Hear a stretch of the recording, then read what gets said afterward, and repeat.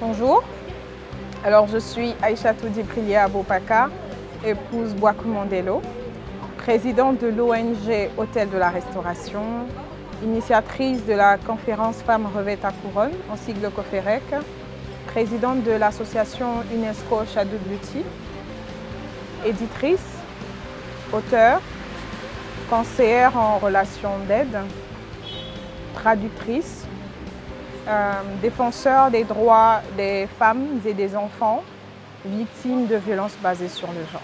J'ai eu mon baccalauréat en filière A4 à Rémo en 2008. Ensuite, ma licence en interprétation et traduction à la Haute École Léonard de Vinci, 3 ans plus tard. Et après ça, il faut dire que trouver du travail, c'était quand même assez difficile. Parce que moi, mes parents, par exemple, ce ne sont pas le genre de parents qui vont pistonner, si on peut le dire comme ça. Mon père, de son vivant, c'était quelqu'un d'assez dur avec nous, qui nous poussait au travail parce qu'il était très rigoureux. Je pense que je tiens ça de lui. Très rigoureux, très méticuleux. Il veut que vous vous cherchiez, que vous vous battiez. Il faut dire que c'était assez compliqué dans les débuts, jusqu'à ce qu'en 2015, je me décide finalement de m'auto-former en coiffure et en maquillage professionnel. Et en 2017, j'ouvrirai mon institut de beauté Shadow Beauty, qui a tourné jusqu'à 2020. Il faut savoir que dans l'entretemps, pendant que l'institut de beauté fonctionnait, j'étais aussi décoratrice d'intérieur. Donc je faisais de la décoration d'intérieur, j'étais coiffeuse, maquilleuse, esthéticienne. Voilà un peu, je jouais un peu entre toutes ces facettes-là parce que j'aime beaucoup travailler avec mes mains, j'aime faire tout ce qu'il y a lieu de faire, en fait tout ce qui est, on va dire que tout ce qui est légal de faire, que je peux faire, j'aime bien le faire avec mes 5 doigts, avec mes 10 doigts j'allais dire. Et c'est en début 2020, janvier 2020, janvier 2020 que j'ai pris mon ordinateur et que j'ai commencé à taper sans savoir ce que j'allais exactement dire. C'est de là qu'est venu le déclic. Alors le déclic est venu de quoi? Le déclic est venu de cette période de ma vie où je me posais des questions existentielles. J'avais besoin de me retrouver. Je sentais que je n'étais pas là où je devais être. Il y avait quelque chose qui n'allait pas. À chaque fois que j'essayais de faire quelque chose, ça bloquait, ça coinçait. Et je me suis décidée de me calmer, de me poser et de mettre pause partout, vraiment, de tout arrêter, limite. Parce que j'ai dû fermer mon institut de beauté. Beaucoup n'ont pas compris, mais il fallait que je le fasse pour me retrouver justement. Et c'est ainsi que je me suis lancée dans l'écriture, sans savoir à ce moment-là que c'était vraiment dans l'écriture que je me lançais. Parce qu'on va dire que j'ai commencé mes premiers jets avec l'histoire de ma vie, mais les zones sombres de ma vie. Parce que ce sont ces blessures-là qui ressurgissaient et que je voulais vraiment exprimer.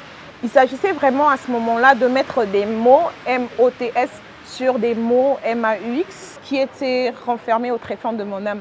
Donc c'est ainsi que, on va dire de janvier 2020 à mai 2021, donc 18 mois, j'ai mis en page, édité et traduit en anglais, étant donné que je suis traductrice aussi, anglais, français, anglais. J'ai traduit en anglais mon premier livre, Le plaisir de la restauration, le tome 1, qui a pour sous-titre « Guérir des blessures de l'âme pour jouir pleinement de sa destinée ». Ce qui m'a poussée à écrire Le plaisir de la restauration, vous constaterez que dans tout ce que je fais, il y a le mot « restauration ». Et j'y tiens beaucoup, j'y tiens énormément, parce que tout part de là. Et j'aime à dire que lorsqu'on parle de restauration, c'est qu'il y a eu dégâts, c'est qu'il y a eu destruction, c'est qu'il y a eu brisement, c'est qu'il y a eu quelque chose qui n'a pas fonctionné. Dans le tome 1, qui est un peu plus volumineux que le tome 2, je parle vraiment de... C'est vraiment un livre autobiographique qui parle vraiment de ma vie, depuis mon enfance jusqu'à 2020 en tout cas, oui. J'y parle des violences sexuelles que j'ai subies dans mon enfance, des répercussions de ces violences sexuelles-là sur ma vie, vraiment sur ma vie physique, spirituelle et animique. Je parle aussi des conséquences, justement, voilà, des conséquences que ces violences sexuelles ont eues sur la suite de ma vie. Parce que vous savez, en termes de violence, comme je le disais tout à l'heure, il n'y a pas que les violences sexuelles. Nous avons 5 blessures de l'âme. Dans les 5 blessures de l'âme, nous avons la trahison, nous avons le rejet, nous avons l'abandon, nous avons l'humiliation et l'injustice. Et ces 5 blessures, je les ai subies, mais à tous les niveaux. Et j'en parle justement, je le relate, non pas pour m'exposer, non pas pour me vendre à autrui, mais vraiment de sorte à ce que d'autres personnes qui sont passées par là ou qui passent par là comprennent que peu importe ce qui leur arrivait dans leur vie, peu importe ce qui s'est passé, il y a toujours une solution pour eux, il y a encore de l'espoir pour eux. Et si moi j'ai pu remonter la pente et faire bien plus que ça, c'est qu'eux aussi, ils peuvent le faire. Et dans le tome 2, qui a pour sous-titre « La fille d'un père responsable », je parle de la relation que je n'ai pas eue avec mon père, mais que j'ai eue avec un autre père, qui est Dieu, tout simplement. Et à l'arrière, au niveau de la couverture du livre, au niveau du résumé, j'explique comment en fait nos parents biologiques sont en réalité des parents de substitution. Mais nous avons tous, autant que nous sommes, un Père qui est dans les cieux, qui est Dieu, qui prend soin de nous, qui nous aime, au-delà même de notre entendement, au-delà de ce qu'on a pu vivre en fait. Et bien que justement je n'ai pas eu cette fibre paternelle dans la vie physique, en fait, dans le processus de guérison des blessures de mon enfance, dans ce chemin-là, dans ce parcours-là, j'ai rencontré mon père, celui qui me donne de la joie, cette joie que je ne recherche plus chez les hommes aujourd'hui, parce que je l'ai trouvé en lui, celui qui m'apporte la paix, cette paix que le monde ne peut pas me donner, et celui qui me donne de l'amour. Et parce qu'il me donne beaucoup d'amour, justement, je redonne cet amour en fait à autrui, parce que je l'ai reçu de celui qui me donne à foison. Au niveau de l'ONG Terre de la Restauration, notre objectif global, c'est l'autonomisation psychologique et émotionnelle, puis celle économique et professionnelle des victimes de violences basées sur le genre. Et dans ce processus, déjà, les programmes que je peux vous donner, que nous faisons, c'est chaque dimanche déjà, nous avons réunion de 15h à 18h. Et ces réunions-là, nous les avons intitulées « À cœur ouvert ». C'est en réalité un espace sûr pour toutes les personnes, hommes comme femmes, qui ont quelque chose sur le cœur, qui ont besoin de parler, besoin de se faire entendre sans être jugés. Et pendant ces moments-là, nous recevons tout type de personnes. Et je tiens à préciser ici que dans l'ONG Terre de la Restauration, nous ne soutenons pas que des victimes, mais aussi des criminels. Pourquoi? Parce que justement, le criminel aussi a été victime à une certaine période de sa vie. Et dans le tome 1 de mon livre, par exemple, je parle du fait que lorsque je subissais ces violences sexuelles pendant mon enfance, à un moment donné, je me suis retrouvée aussi dans le camp des bourreaux. C'est arrivé 1, 2, 3 fois parce que pour moi, c'était une habitude en fait. Et étant enfant, je ne comprenais pas. Lorsque j'écrivais le livre, je me suis rendu compte, mais oui, en fait, au final, j'ai commencé à reproduire ce que je voyais en fait. Et ça fait qu'à ce moment-là, inconsciemment, je suis devenue criminelle aussi. Et vous savez, tout part de l'enfance en fait et ça nous poursuit jusqu'à l'âge adulte. Et pour ma part, ayant compris tout ça, je sais que le problème n'est pas la personne en face de moi en fait. Et qu'il faut que je cherche déjà à la comprendre pour pouvoir mieux l'aider. Et ça nous conduit très souvent, sinon toujours, à l'enfance. Parce que c'est toujours à ce niveau-là. Et j'aime à dire que l'enfance, c'est comme le petit déjeuner. Voilà, le petit déjeuner, c'est le plat le plus important de la journée. Et dès que ce plat-là, il est raté, dès que ce plat-là, soit on ne l'a pas pris, la journée sera mal, on l'aura mal démarré. Femme revêt ta couronne, en sigle COFEREC, a pour but d'amener l'être humain en général et la femme en particulier à comprendre son passé pour rectifier son présent afin de préparer efficacement son futur en devenant une solution. Il s'agit vraiment de mettre l'accent sur les blessures intérieures engendrées par les violences basées sur le genre. Il s'agit de mettre des mots sur ces situations qui malheureusement gangrènent notre société et qui détruisent énormément de vies dans le silence, mais un silence tellement assourdissant. Parce que malheureusement, nous évoluons dans une société où, surtout en Afrique ici, parce que partout ailleurs, ça se comprend, ça se traite, ça se soigne.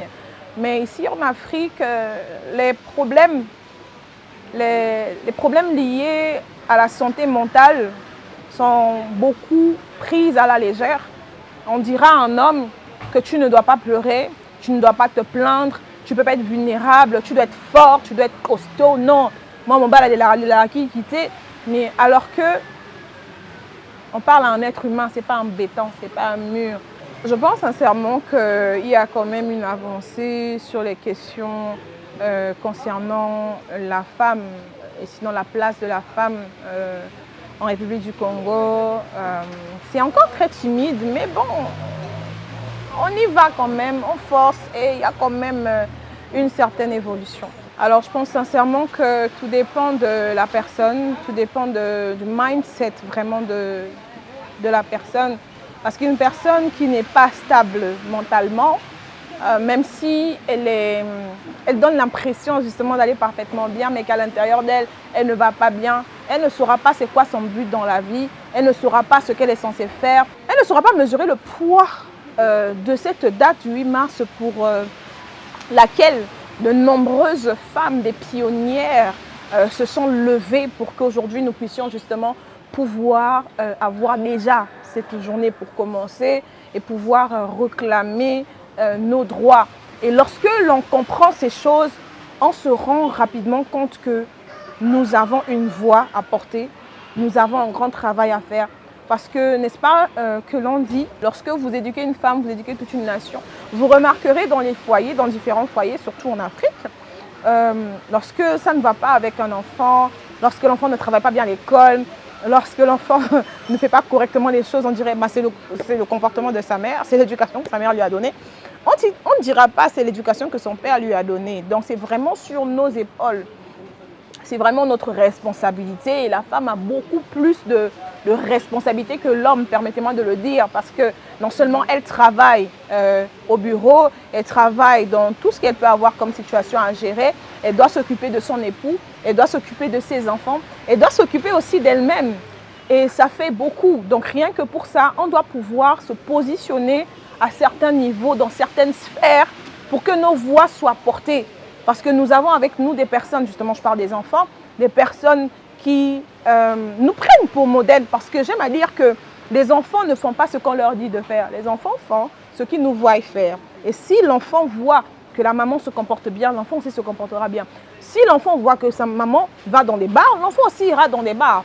Et dès lors qu'on prend conscience en fait, du poids que nous avons, en fait, de la responsabilité que nous avons, et non pas que des enfants qui sont les nôtres physiquement, qu'on a porté dans nos entrailles, mais que nous avons la responsabilité de la jeunesse parce que la jeunesse nous suit. Pour moi, par exemple, qui suis très présente sur les réseaux sociaux, la jeunesse me suit. Il y a des jeunes filles, il y a aussi des hommes qui me suivent et que j'accompagne en fait. Et je suis un modèle pour ces personnes et rien que pour ça, j'ai une certaine conduite à tenir. Je dois faire attention aux paroles que je sors de ma bouche, je dois faire attention à mes fréquentations parce que chaque chose que je fais, ces personnes qui me prennent pour modèle le reproduiront aussi, se disant que « Ah, mais tiens, c'est normal ». Donc oui, nous avons du travail et bien, il faut bien que nous nous levions tout autant que nous sommes. Peu importe le niveau dans lequel la femme évolue, peu importe le domaine dans lequel elle évolue, que ce soit formel ou informel, nous avons de la voix, nous avons une voix à porter et nous devons la porter ensemble. Lorsqu'on m'invite, à moins que j'ai déjà des engagements pendant cette période-là, mais lorsque je suis invitée, je ne réfléchis pas à deux fois parce que c'est ça ma mission en fait. Je dois transmettre ce que j'ai reçu pour que ces personnes n'aient pas à subir forcément ce que moi j'ai subi ou sinon que leurs enfants n'aient pas à subir ce que moi j'ai subi étant enfant. Ma devise c'est « Vous êtes la solution de Dieu au problème de l'humanité. Et tant que vous vous tairez, rien ne se fera sans vous. » Même en étant la solution de Dieu au problème de l'humanité, justement, tant que vous n'aurez pas pris la décision de guérir de vos blessures intérieures, vous ne pourrez malheureusement être cette solution, mais vous serez un poids pour l'humanité. Voilà pourquoi la base le fondement est d'abord que vous preniez soin de vous, non pas que de votre chair seulement, non pas que de votre corps, mais de votre âme et de votre esprit aussi, parce que vous êtes tridimensionnel. Et en agissant ainsi, en prenant soin de vous, à ce moment-là, à travers votre vie, vous pourrez servir à l'accomplissement de la parfaite volonté de Dieu sur terre.